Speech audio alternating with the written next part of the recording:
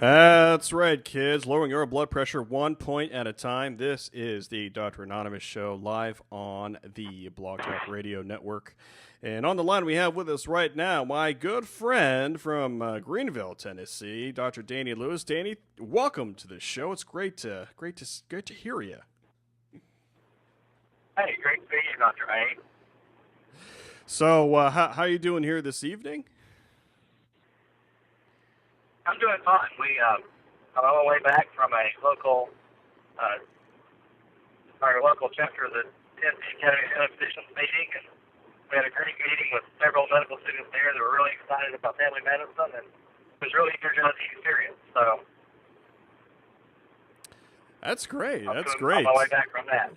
Oh, I appreciate you taking the time there, and before we get started here, maybe just describe a little bit about your meeting there tonight. It sounded like it was a bunch of family docs, and there were some medical students there, and probably just talking about just some current events or what was kind of on the agenda for the evening there.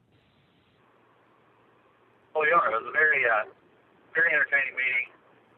It was our local chapter meeting of our local state chapter of the Tennessee Academy of Family Physicians. Tonight we talked about healthcare reform. We had two presenters, one who is a local provider here who has taken a real interest in the healthcare reform debate. He gave a lot of great information about what contained in the law and the timeline in which it will be laid out.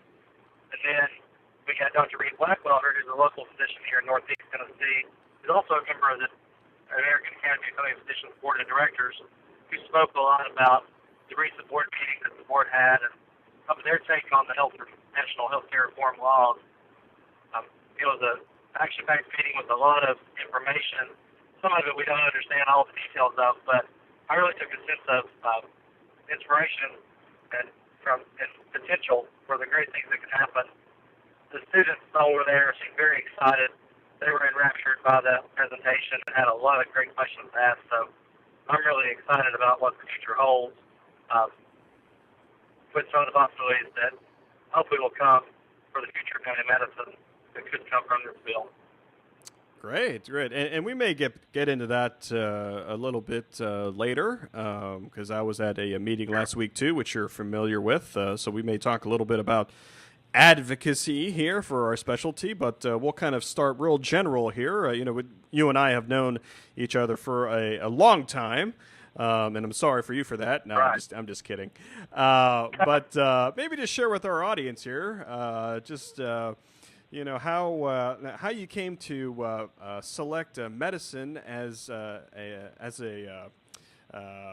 calling for you, and specifically family medicine. What draws you to that, and what about family medicine, that you love, and that you tell medical students why you love this specialty?